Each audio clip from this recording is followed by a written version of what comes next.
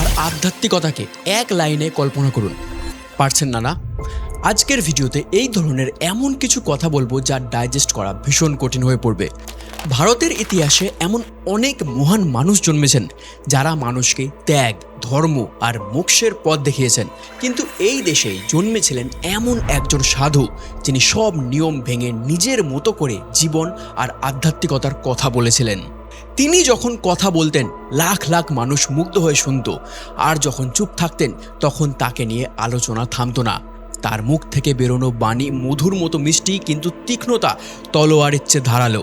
তার কথা শুনতে খুব শান্ত আর সহজ সরল লাগতো, কিন্তু সেই কথাগুলোই সমাজের বহু পুরনো বিশ্বাসকে প্রশ্নের মুখে দাঁড় করিয়ে দিত। যেটা সমাজের ট্যাবু ছিল সেইটাকেই মন্দিরের সিঁড়ি বানিয়ে ফেলেছিলেন। যে বিষয় নিয়ে মানুষ প্রকাশ্যে কথা বলতে লজ্জা পেত, সেই সেক্স বা সহবাসকেই তিনি আধ্যাত্মিকতার একটা ধাপ বলে ব্যাখ্যা করেছিলেন। তার মতে সঠিকভাবে বুঝতে পারলে সহবাসও মানুষকে সমাধির পথে নিয়ে যেতে পারে। এই এক বক্তব্যেই সেই সময়ের বহু ধর্মগুরুর বিরোধিতার মুখে পড়েছিলেন তিনি। I simply want to cut the very roots. There is no God. আজকের মতো তখন ইন্টারনেট বা সোশ্যাল মিডিয়া ছিল না, তবুও শুধু ভারত নয়, আমেরিকা বা ইউরোপ থেকেও লাখ লাখ কোটি কোটি মানুষ তার ভক্ত হয়ে উঠেছিল। মানুষ ঘন্টার পর ঘন্টা অপেক্ষা করত শুধু তাকে একবার দেখার জন্য। এমনকি বলিউডের সুপারস্টার বিনোদ খান্নাও নিজের সাকসেসফুল গ্ল্যামারাস অ্যাক্টিং ক্যারিয়ার ছেড়ে তার আশ্রমে চলে গিয়েছিলেন। সেখানে তিনি সাধারণ একজন মালির কাজ করতেন। সেই স্পিরিচুয়াল গুরুর ফিলোসফিতে ছিল শুধু সেলিব্রেশন অফ লাইফ। তিনি বলতেন জীবন সারপ্রাইজ করার জন্য নয়, বাঁচার জন্য। কে পাপ নয়, পুজো বলে বিশ্বাস করতেন। তখন তিনি 7 সমুদ্র পেরিয়ে আমেরিকায় পৌঁছায়, সেখানকার গভর্নমেন্টকে পর্যন্ত পুরো নড়িয়ে দেয়। সেখানে কয়েক হাজার একর রুক্ষ জমিতে রীতিমতো একটা শহর বানিয়ে ফেলেছিলেন আমেরিকার বুকে। সেখানে ছিল নিজের প্রাইভেট এয়ারপোর্ট, হাসপাতাল, স্কুল, সব ধরনের আধুনিক ব্যবস্থা। গান্ধীজি থেকে মাদার তেরেসা এমনকি সব ধর্মগুরুকে ভণ্ড বলতেন এবং ধর্মকে মানসিক ব্যাধি বলতেন। এই কাহিনী ওশো নামের সেই ইন্টেলেকচুয়াল ভলক্যানোর, যা ফাটার পর শতাব্দী প্রাচীন পরম্পরার ভিত নড়ে যায়। কেউ তাকে একজন মহান আধ্যাত্মিক গুরু বলে মনে করেন, আবার কেউ বলেন তিনি ছিলেন বিশ্বের অন্যতম বিতর্কিত cult leader. I'm simply saying one thing, that I was asleep, now I am awake, you are asleep, and you can be awake also. I will go on trying to help people to be awake. তার ছোটবেলা থেকে মৃত্যু পর্যন্ত যা যা ঘটেছে সবকিছু কন্ট্রোভার্সিতে মোড়া। ওশোর আশ্রমে এমন কি হতো যার জন্য তাকে নিয়ে এত বিতর্ক? মার্ডার থেকে সেক্সুয়াল ভায়োলেশন, মাস পয়জনিংয়ের মতন ভয়ঙ্কর ঘটনা রয়েছে আজকের ভিডিওতে। একজন ফকিরের কাছে 93টা রোলস রয়েস গাড়ি এলো কিভাবে? আজ সেই গল্পটাই বলবো, যার জীবনে প্রতিটা পরতে পরতে রয়েছে রোমাঞ্চ এবং যার মৃত্যুর কারণ আজও রহস্যময়। নমস্কার, আমি অনির্বাণ। মধ্যপ্রদেশের রায়পুর জেলার ছোট্ট একটা গ্রাম কুচওয়াড়া, সেইখানেই এক কাপড় ব্যবসায়ী বাবুলাল শাহ জৈন এবং তার স্ত্রী সরস্বতী বাইয়ের ঘরে জন্ম হয়েছিল চন্দ্রমোহন জৈনের। পরে এই চন্দ্রমোহন জৈনকেই গোটা পৃথিবী চিনেছিল ওশো নামে। তাদের পরিবারের মোট 11 ভাই বোন ছিল, আর চন্দ্রমোহন ছিলেন সবার বড়। ছোটবেলার বেশিরভাগ সময় তিনি কাটিয়েছিলেন তার দাদু দিদার বাড়িতে। গ্রামের নদী, জঙ্গল, মাঠ আর খোলা প্রকৃতির মধ্যেই বড় হয়ে উঠেছিলেন তিনি। ছোটবেলা থেকেই তিনি খুব কৌতূহলী আর চিন্তাশীল ছিলেন। সবচেয়ে বেশি ভালোবাসতেন তার দাদুকে। দাদু যখন গল্প বলতেন চন্দ্রমোহন মুগ্ধ হয়ে শুনতেন, চোখ বন্ধ করে গল্পের জগতেই হারিয়ে যেতেন। কিন্তু মাত্র 7 বছর বয়সেই তার জীবনে বড় একটা ধাক্কা আসে। তার দাদু মারা যান, আর এই ঘটনা ছোট্ট চন্দ্রমোহনকে ভিতর থেকে নাড়িয়ে দিয়েছিল। অনেক দিন তিনি ঠিকমতো খাওয়া দাওয়া পর্যন্ত করেননি, শুধু কেঁদেছেন। এটাই ছিল জীবনের প্রথমবার যখন তিনি নিজের খুব কাছের একজন মানুষকে হারিয়েছিলেন, আর এই ঘটনাই তার জীবনের মোড় ঘুরিয়ে দেয়। এরপর থেকেই তার মনে একের পর এক প্রশ্ন ঘুরতে থাকে, আমি কে? মৃত্যু আসলে কি? মানুষ কেন বাঁচে, জীবনের আসল অর্থ কী, এই প্রশ্নগুলোর উত্তর খুঁজতেই তিনি এমন এক পথে হাঁটতে শুরু করেন যা একদিন তাকে বিশ্বের অন্যতম আলোচিত আধ্যাত্মিক গুরু বানিয়ে তুলবে। দাদুর মৃত্যুর পর চন্দ্রমোহন বাবা মায়ের কাছে জবলপুরে ফিরে আসেন, কিন্তু তার মনে যে প্রশ্নগুলো জন্মেছিল সেগুলোর উত্তর তখনও তিনি খুঁজে পাননি। ছোটবেলা থেকেই তিনি ছিলেন ভীষণ কৌতূহলী, আর কোনো কথা শুনে মেনে নেওয়া তার স্বভাব ছিল না। সবকিছুর পিছনের কারণ জানতে চাইতেন, সেই কারণেই তাকে অনেকেই বিদ্রোহী বলতেন। জৈন পরিবারে উপবাস রাখা বা উপোস করা খুবই সাধারণ বিষয়, কিন্তু চন্দ্রমোহন উপবাসকে শুধু ধর্মীয় নিয়ম হিসেবে দেখতেন না, মৃত্যুকে ছোঁয়ার জন্য। তিনি নিজের মন আর শরীরকে পরীক্ষা করার জন্য দীর্ঘ সময় না খেয়ে থাকতেন। তার বিশ্বাস ছিল মানুষ নিজের ভয়কে জয় করতে পারলেই নিজেকে সত্যিকারের চিনতে পারে।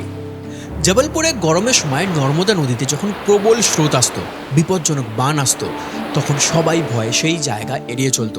কিন্তু চন্দ্রমোহন ইচ্ছা করেই জীবনে ঝুঁকি নিয়ে সেই স্রোতের কাছে চলে যেতেন। মৃত্যুকে খুব কাছ থেকে অনুভব করার এক অদ্ভুত কৌতূহল ছিল তার। অনেকবার লোকে তাকে মৃত ভেবে নদীর পাড়ে আনতো, কিন্তু কিছুক্ষণ বাদেই হঠাৎ জেগে উঠত, মরার অভিনয় করে হাসতো। তিনি বলতেন, আমি মৃত্যুকে এত কাছ থেকে দেখতে চাইতাম যাতে একদিন মৃত্যু ভয়টাই আমার ভিতর থেকে চলে যায়। স্কুল জীবনেও তার একই স্বভাব ছিল। শিক্ষকরা যা পড়াতেন তিনি তা অন্ধভাবে বিশ্বাস করতেন না, বরং একের পর এক প্রশ্ন করতেন। কোনো ব্যাখ্যা যদি তার কাছে লজিক্যাল বা যুক্তিসঙ্গত মনে না হতো, তাহলে তিনি সোজাসুজি তার বিরোধিতা করতেন। একবার এক শিক্ষক ক্লাসে বলেছিলেন, ঈশ্বরে বিশ্বাস রাখো। চন্দ্রমোহন সঙ্গে সঙ্গে প্রশ্ন করলেন, আপনি দেখেছেন ঈশ্বরকে? শিক্ষক বললেন, না, কিন্তু বিশ্বাস করা উচিত। তখন চন্দ্রমোহন উত্তর দিলেন, যেটা আপনি নিজেই দেখেননি সেটা আমি শুধু শুধু বিশ্বাসের উপর কেন মেনে নেব? এমন প্রশ্নে অনেক শিক্ষকই অস্বস্তিতে পড়ে যেতেন। তার স্পষ্ট কথা আর তর্ক করার অভ্যাসের জন্য তিনি বারবার বিতর্কের কেন্দ্রে চলে আসতেন। অনেক স্কুল থেকে তাকে তাড়িয়ে দেওয়া হয়। তবে একটা বিষয় স্পষ্ট ছিল, পড়াশোনায় তিনি ছিলেন খুবই ভালো, কিন্তু যতটা ভালো ছাত্র ছিলেন ঠিক ততটাই ছিলেন প্রশ্ন করতে ভালোবাসা একজন মানুষ, কৌতূহলী, ব্রিলিয়ান্ট। 1951 সালে তিনি জবলপুরের হিতকার্নি কলেজের দর্শন শাস্ত্রে বিএ পড়ছিলেন।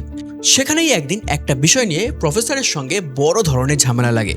ক্লাসে চন্দ্রমোহন এত বেশি প্রশ্ন করতেন যে অনেক সময় পুরো লেকচারই সেই প্রশ্নের উত্তর দিতেই কেটে যেত, ফলে সময় মতো সিলেবাস শেষ করা কঠিন হয়ে পড়ত। একদিন বিরক্ত হয়ে প্রফেসর প্রিন্সিপালকে আলটিমেটাম দেন যে এই কলেজে হয় আমি থাকবো নয়তো চন্দ্রমোহন। তখন প্রিন্সিপাল চন্দ্রমোহনকে ডেকে বললেন, দেখো, আমি জানি তোমার প্রশ্নের মধ্যে কিচ্ছু ভুল নেই, তোমার দোষ না, কিন্তু তোমার জন্য আমার একজন অধ্যাপককে হারাতে পারি না। শেষ পর্যন্ত তাকে কলেজ ছাড়তে হয়। এই ঘটনার পর তার নাম চারদিকে ছড়িয়ে পড়ে, এমনকি কোনো কলেজে তাকে ভর্তি নিতে রাজি হয় না। অবশেষে অনেক কষ্টে 1953 সালে জবলপুরে ডিএন জৈন কলেজে ভর্তি হন। সেখান থেকেই তিনি দর্শন শাস্ত্রে বিএ এবং পরে MA degree first class pass করেন। কলেজে পড়ার সময় তার একটাই নেশা ছিল, বই পড়া, বিশেষ করে ধর্মগ্রন্থ, জৈন ধর্মগ্রন্থ, উপনিষদ, বেদান্ত, বৌদ্ধ দর্শন, তাও, জৈন, সুফি সাহিত্য যা পেতেন তাই পড়তেন। অনেকে বলেন জীবনে তিনি 1 লক্ষেরও বেশি বই পড়েছিলেন। সংখ্যাটা নিয়ে মতভেদ থাকলেও বই পড়ার প্রতি তার আগ্রহ যে অসাধারণ ছিল তা নিয়ে কোনো সন্দেহ নেই। কিন্তু যত বেশি পড়তেন ততই তার মনে নতুন নতুন প্রশ্ন জন্ম নিত। তিনি অনুভব করতেন শুধু বই পড়ে সত্যকে খুঁজে পাওয়া যায় না। তার একটা বিখ্যাত কথা ছিল, আমি বইয়ের ভিতর অনেক খুঁজেছি, কিন্তু সত্যকে সেখানে খুঁজে পাইনি। এই সময় প্রায় 21 বছর বয়সে জবলপুরের একটা ছোট্ট বাগানে একটা তুঁত গাছের নিচে তিনি নিয়মিত ধ্যান করছিলেন। তিনি প্রায় ঘন্টার পর ঘন্টা সেখানে একা বসে থাকতেন, মেডিটেশন করতেন। কিন্তু সেই রাতে এমন কিছু হলো যা জীবন পুরোপুরি বদলে যায়। তার দাবি অনুযায়ী সেই ধ্যানের মধ্যেই তিনি এক গভীর আধ্যাত্মিক অভিজ্ঞতার মুখোমুখি হন। সেই রাতের পর তার ভিতরে যেন সব কিছু বদলে যায়, তার সব প্রশ্ন যেন মিলিয়ে যায়, আর তিনি এমন এক শান্তি অনুভব করেন যা ভাষায় প্রকাশ করা সম্ভব নয়। সেই রাতকে তিনি এনলাইটমেন্টের রাত বলেছেন। সেদিনের পর এক নতুন পার্সোনালিটির জন্ম হয় তার মধ্যে। চন্দ্রমোহন জৈন পড়াশোনা শেষ করার পর প্রফেসর হয়ে যান। তিনি কয়েক বছর রায়পুরের একটা সংস্কৃত কলেজে এবং পরে জবলপুর বিশ্ববিদ্যালয়ে ফিলোসফি পড়িয়েছিলেন। খুব অল্প সময়ের মধ্যেই তিনি একজন অসাধারণ বক্তা এবং জনপ্রিয় দর্শনের অধ্যাপক হিসেবে পরিচিতি পান। ছাত্রদের মধ্যে চন্দ্রমোহন খুবই পপুলার ছিল, কারণ তিনি কখনোই বই খুলে মুখস্থ পড়াতেন না। প্রতিটা বিষয়ে তিনি নিজের মতো করে নতুন দৃষ্টিভঙ্গি থেকে ব্যাখ্যা করতেন, আলাদা পার্সপেক্টিভ থেকে। এই সময় থেকেই তিনি সারা ভারত ঘুরে বিভিন্ন জায়গায় বক্তৃতা দিতে থাকেন। ধীরে ধীরে চন্দ্রমোহন জৈন পরিচিত হয়ে ওঠেন আচার্য রজনীশ নামে। ধর্ম, রাজনীতি, জীবন, মৃত্যু, শরীর, মন, আত্মা, প্রেম, এমনকি সেক্সের মতন বিষয় নিয়ে তিনি প্রকাশ্যে কথা বলতেন। যে বিষয়গুলো নিয়ে মানুষ সাধারণত ওপেনলি আলোচনা করতো না, সেগুলোই তিনি মঞ্চে তুলে আনতেন। তার কথা বলার ধরন ছিল একেবারেই আলাদা, ভীষণ অ্যাট্রাকটিভ। লজিক, এক্সাম্পল আর তীক্ষ্ণ বিশ্লেষণের মাধ্যমে তিনি নিজের বক্তব্য তুলে ধরতেন। তাই খুব অল্প সময়ের মধ্যেই তার বক্তৃতা শুনতে হাজার হাজার মানুষ ভিড় জমাতে শুরু করেন। তিনি শুধু প্রচলিত ধারণা মেনে নিতেন না, বরং মানুষকে বলতেন যে কোনো বিশ্বাস অন্ধভাবে মেনে নেওয়ার আগে সেটাকে প্রশ্ন করতে। প্রতিবার প্রবচন দেওয়ার সময় এমন কিছু বলতেন যে এতদিনের চলে আসা ধর্মীয় ট্র্যাডিশনের ভিত নড়ে যেত। তিনি একবার বলেছিলেন, আমি কাউকে ধর্ম শেখাতে চাই না, আমি চাই মানুষ নিজের সত্যকে খুঁজে পাক। রজনীশের অনেক বক্তব্যই ছিল অত্যন্ত কন্ট্রোভার্সিয়াল। তিনি সংগঠিত ধর্ম, রাজনীতি এবং সমাজের অনেক প্রচলিত বিশ্বাসের কঠোর সমালোচনা করতেন। তার মতে ধর্ম আর রাজনীতি কখনোই আলাদা নয়, বরং এক মুদ্রার এপিঠ আর ওপিঠ, যার একমাত্র উদ্দেশ্য মানুষকে কন্ট্রোল করা। তিনি সমাজতন্ত্রের সমালোচনা করতেন, মহাত্মা গান্ধীকে হিপোক্রিট বলতেন, এমনকি সব ধর্মকে আফিমের গুলি বলতেন। তার এই বক্তব্যগুলো অনেকের কাছে সাহসী মনে হলেও আবার অনেকের কাছে ছিল অসম্মানজনক ও বিতর্কিত। অনেক জায়গায় তার বক্তৃতার পর দাঙ্গার মতন পরিস্থিতি তৈরি হয়েছিল, কিন্তু এর পরেও তিনি নিজের মত বদলাননি। তার বিশ্বাস ছিল জীবনকে উপভোগ করো, দমন করে নয়। তাকে সম্পূর্ণভাবে বুঝে এবং বাঁচার মধ্যেই সত্যিকারের স্বাধীনতা লুকিয়ে রয়েছে। এই সময় আচার্য রজনীশ এমন একটা বিষয় নিয়ে প্রকাশ্যে কথা বলতে শুরু করে যেটা তখনকার সমাজে প্রায় নিষিদ্ধ বলেই ধরা হতো, সহবাস ও যৌনতা। প্রথমবার কোনো গুরু সেক্স নিয়ে ওপেনলি কথা বলছিল, কামনাকে স্পিরিচুয়ালিটির বেস বলছিল। তিনি বলছিলেন মানুষের যৌন ইচ্ছাকে শুধু দমন করলেই আধ্যাত্মিক হওয়া যায় না, বরং সেটাকে বুঝতে হবে, সচেতনভাবে গ্রহণ করতে হবে এবং সেই শক্তিকে রূপান্তরিত করতে হবে, অর্থাৎ সেক্সকে ফিল করে সুপার কনসিয়াসনেসে বদলাতে হবে। তার মতে যৌন শক্তিকে সঠিকভাবে বুঝতে পারলে সেটাই ধীরে ধীরে উচ্চতর চেতনার রূপ দিতে পারে। এই ধারণা সেই সময় ভারতের জন্য ছিল একেবারেই নতুন। ইন্ডিয়াতে এই সব কথা হচ্ছে ভাবুন একবার, কারণ তখন অধিকাংশ ধর্মীয় গুরু কামনাকে আধ্যাত্মিক জীবনের বড় বাধা হিসেবে ব্যাখ্যা করতেন। আর ঠিক সেই সময় রজনীশ সম্পূর্ণ ভিন্ন একটা দৃষ্টিভঙ্গি সামনে আনেন। সবাই ভাবছিল যেটাকে নরকে যাওয়ার পাপ মানা হয়, সেখানে কে এটা যে সেক্সকে এনজয় করে বাঁচতে বলছে। স্বাভাবিকভাবেই তার এই বক্তব্য নিয়ে তীব্র বিতর্ক শুরু হয়। কেউ তাকে সাহসী চিন্তাবিদ বলতেন, আবার কেউ মনে করতেন তিনি সমাজের প্রচলিত মূল্যবোধকে আঘাত করছেন। পরে তার এই বক্তৃতাগুলো সম্ভোগ থেকে সমাধির দিকে নামে বই আকারে প্রকাশিত হয়। বইটি প্রকাশের পর ব্যাপক আলোচনা হয় এবং আজও এটি ওশোর সবচেয়ে পপুলার ও বিতর্কিত বইগুলোর মধ্যে একটা।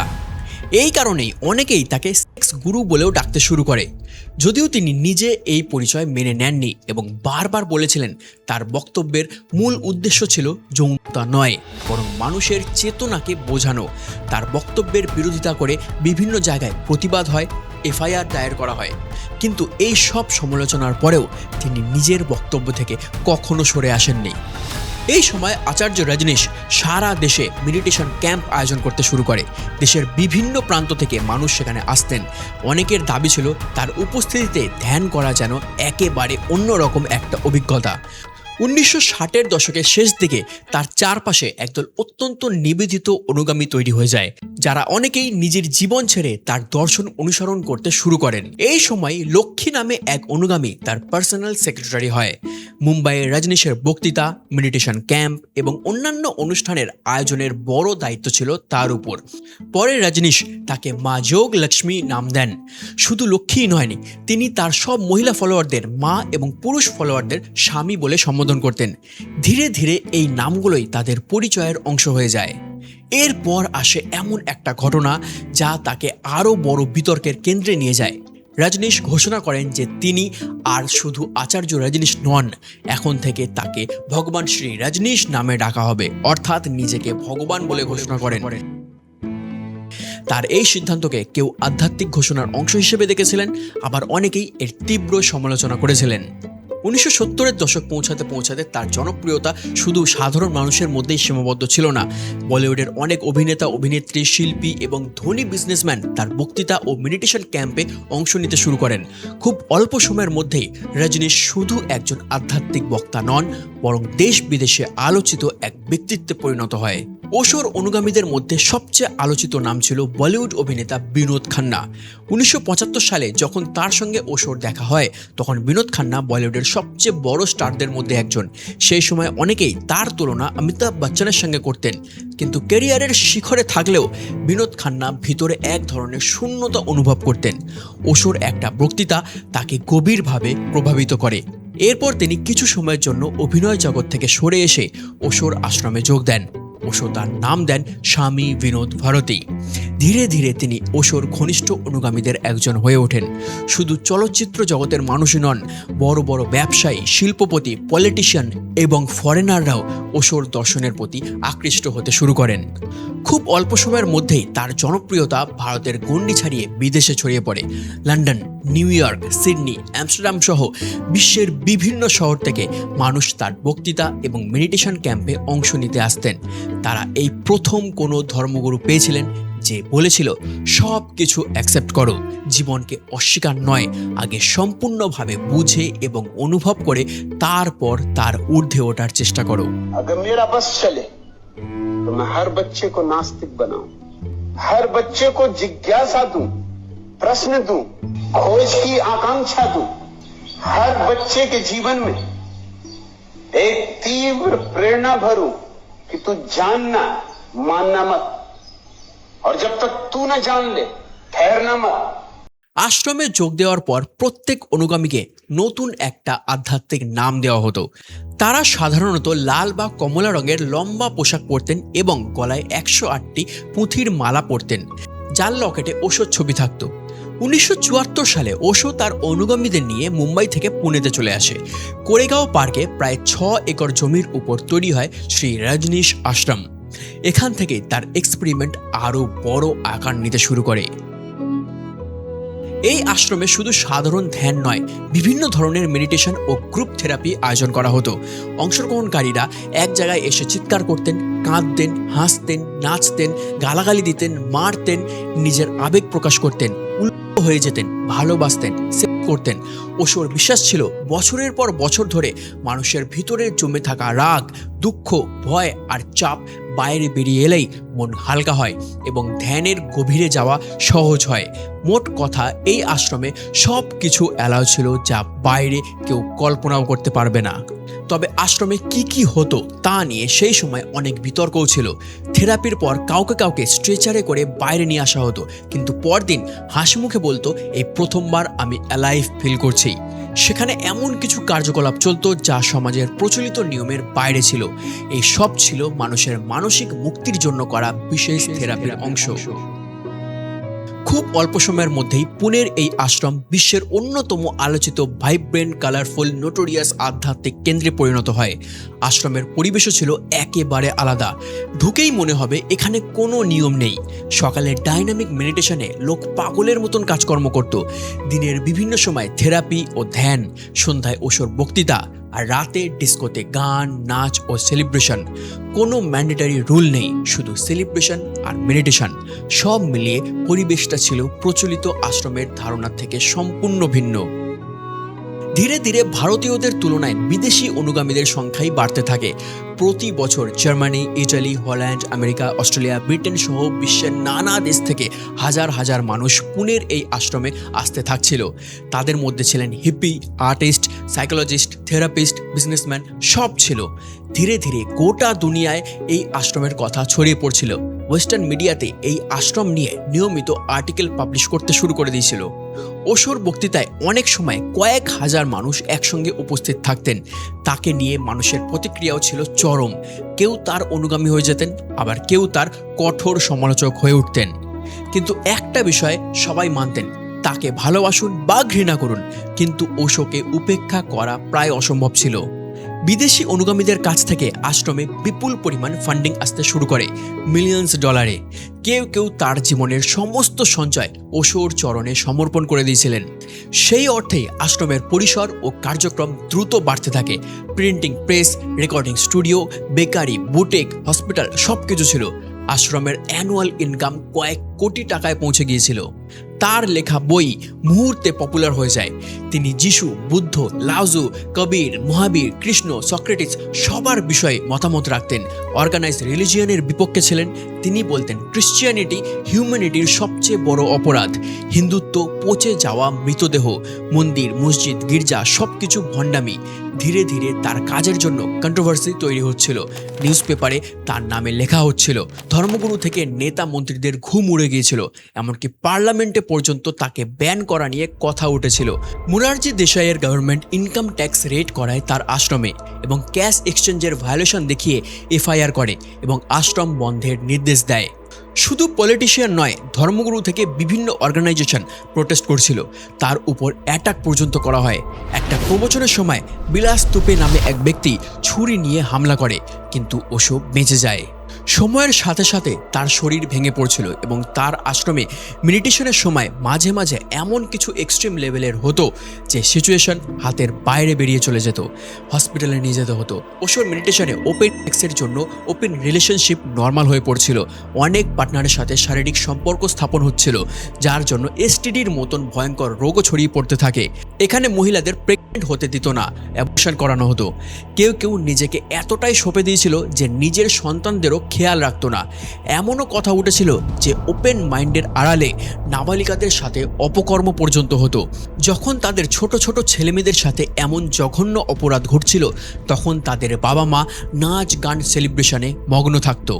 এইসবের চক্করে পলিটিক্যাল প্রেশার তো ছিলই, সাথে ধর্মগুরুর চক্ষুশূল হয়ে উঠেছিল ওশো। তার শরীরও ভেঙে পড়ছিল এবং আশ্রম বন্ধ করার এত চেষ্টা হচ্ছিল যে সব মিলিয়ে ওশো ভারত ছাড়ার সিদ্ধান্ত নিয়ে ফেলে। ওশো শিলা আম্বালাল প্যাটেলকে পার্সোনাল সেক্রেটারি হিসেবে অ্যাপয়েন্ট করে, যাকে তিনি মা আনন্দ শিলা নামে ডাকতে থাকেন। শিলা চতুর, বুদ্ধিমান, অ্যাম্বিশাস ছিল। ওশো শিলাকে আমেরিকায় একটা জায়গা খোঁজার দায়িত্ব দেয়, যেখানে তিনি কোনো বাধা বিপত্তি ছাড়াই তার কাজকর্ম চালিয়ে যেতে পারবে। এরপর অনেকটা সময়ের জন্য মৌনব্রত পালন করে সব কিছু থেকে পিছিয়ে যায়। এখন শুধু সকালে তিনি দর্শন দিতেন, সকালে সন্ন্যাসীরা লাইনে দাঁড়াতেন। ওশো রোলস রয়েসে করে ধীরে ধীরে পাস হতেন, সবার মাথায় হাত রাখতেন, হাসতেন আর চলে যেতেন। এখন তার সমস্ত কিছু সিদ্ধান্ত, প্ল্যান সব কিছু শিলার হাতে চলে যায়। ওশো কল্পনাও করেনি যে যাকে তিনি বিশ্বাস করে দায়িত্ব দিলেন, সেটা তার জীবনের সবচেয়ে বড় ভুল হতে চলেছে। 1981-তে আমেরিকার ওরেগন স্টেটে ওয়াস্কা কাউন্টিতে প্রায় 64,000 একরের বেশি মরুভূমির জমি কেনা হয়। এই বিশাল জায়গাটার নাম ছিল বিগ ম্যাডি র্যাঞ্চ।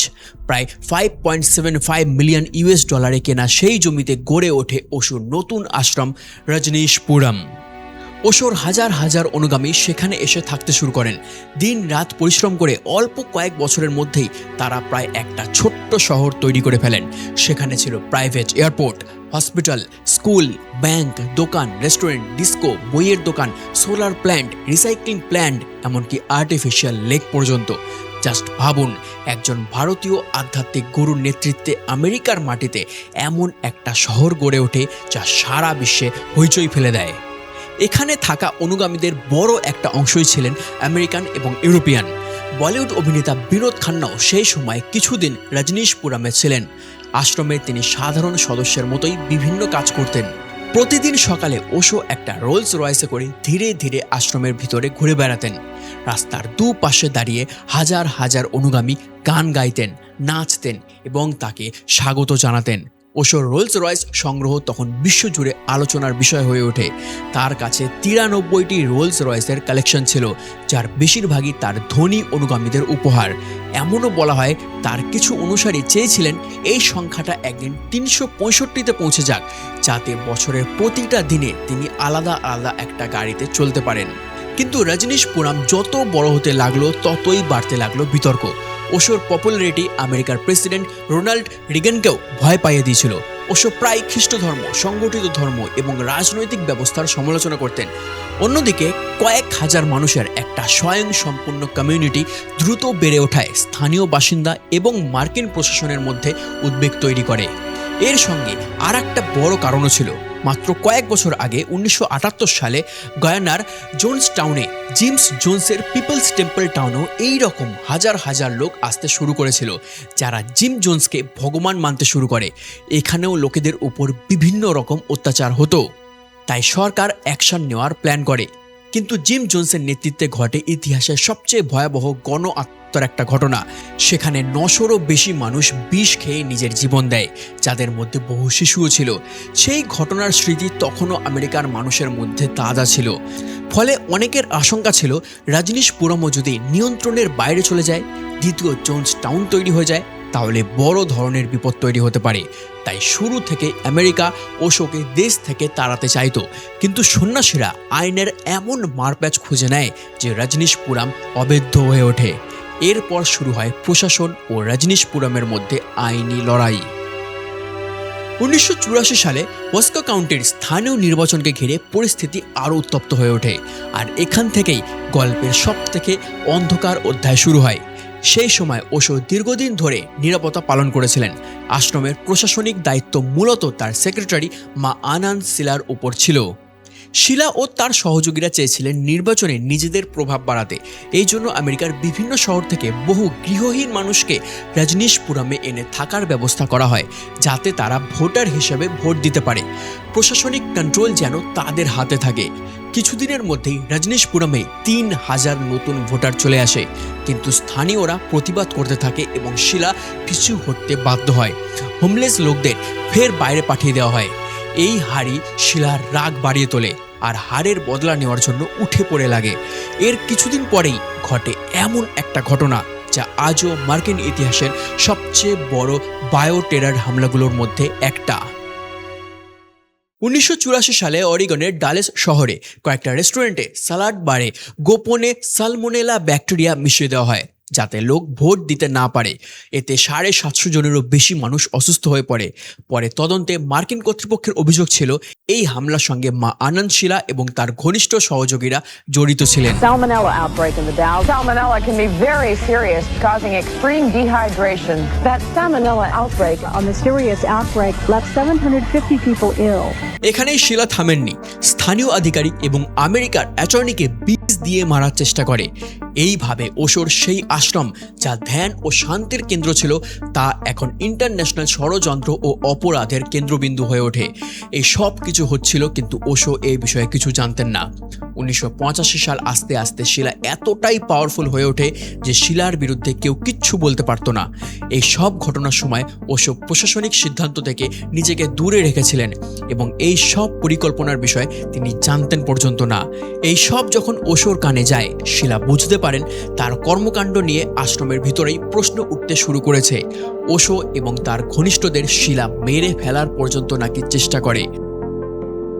এরপর 1985-র 13ই সেপ্টেম্বর শিলা এবং তার ইনার সার্কেল আমেরিকা ছেড়ে ইউরোপে পালায়। এই পরিস্থিতি নাটকীয় মোড় নেয় পরদিন সকালে, 14ই সেপ্টেম্বর 1985। দীর্ঘ প্রায় 3 বছরের নীরবতা ভেঙে ওশো প্রথমবার জনসমক্ষে কথা বলেন। তিনি একটা প্রেস কনফারেন্সে জানান শিলার উপর তিনি অতিরিক্ত ভরসা করেছিলেন। তার অভিযোগ ছিল শিলা তার নাম ব্যবহার করে বহু বেআইনি কাজ করেছেন।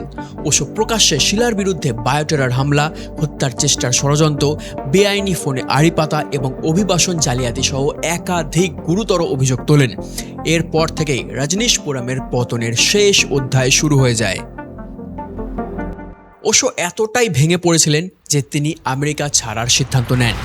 1985 28 অক্টোবর ওশো এবং তার কয়েকজন ঘনিষ্ঠ সহযোগী ইউএস ছাড়ার উদ্দেশ্যে একটা প্রাইভেট বিমানে রওনা দেন, কিন্তু উড়ানের কিছুক্ষণের মধ্যেই কিছু আমেরিকান এয়ারক্রাফট ওশোর প্লেনকে ঘিরে ফেলে। মার্কিন কর্তৃপক্ষ বিমানটি থামিয়ে তাকে গ্রেপ্তার করে। তাকে প্রায় 12 দিন হেফাজতে রাখা হয়।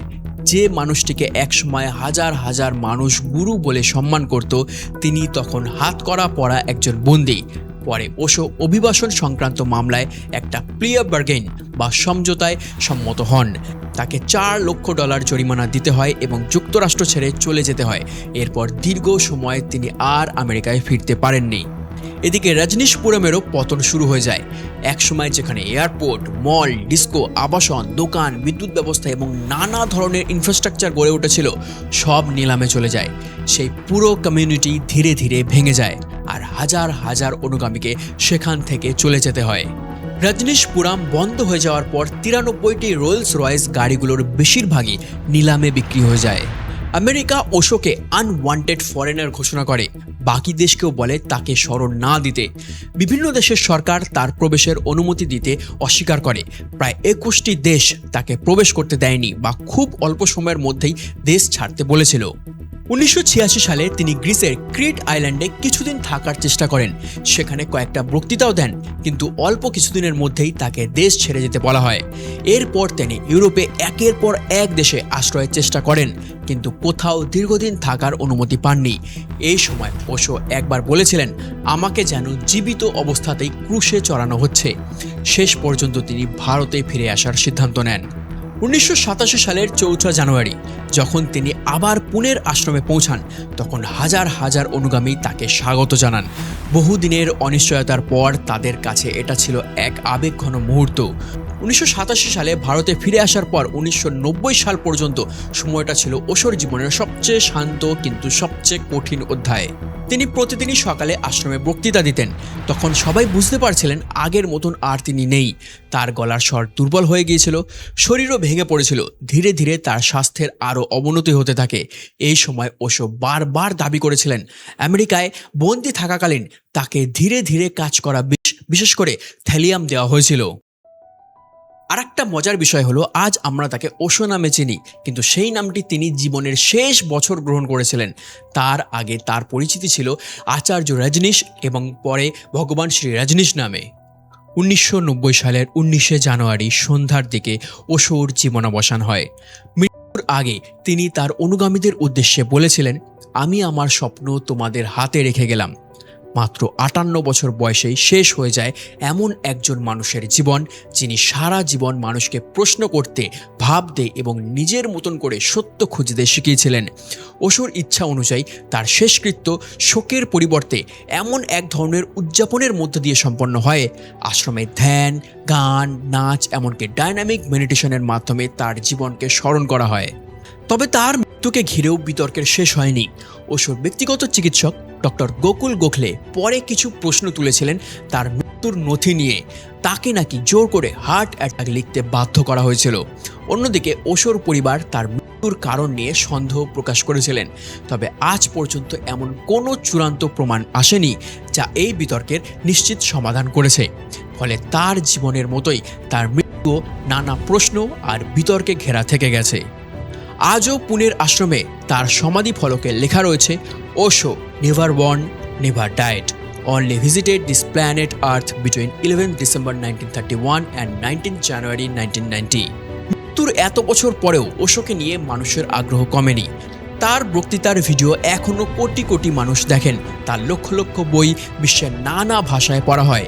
কেউ তাকে বিংশ শতাব্দীর অন্যতম প্রভাবশালী আধ্যাত্মিক চিন্তাবিদ মনে করেন, আবার কেউ তাকে অত্যন্ত বিতর্কিত একজন ধর্মগুরু বা কাল্ট নেতা বলে মনে করেন। তাকে গুরু বলেও ডাকা হয়। একটা বিষয় অবশ্য অস্বীকার করা কঠিন, ওশো এমন একজন মানুষ যাকে হয় মানুষ গভীরভাবে গ্রহণ করেছে, নয়তো তীব্রভাবে প্রত্যাখ্যান করেছে, কিন্তু তাকে উপেক্ষা করা খুব কম মানুষের পক্ষেই সম্ভব হয়েছে। আপনার কাছে ওশো কে? একজন দূরদর্শী চিন্তাবিদ নাকি একজন বিতর্কিত গুরু? কমেন্টে জানাতে ভুলবেন না।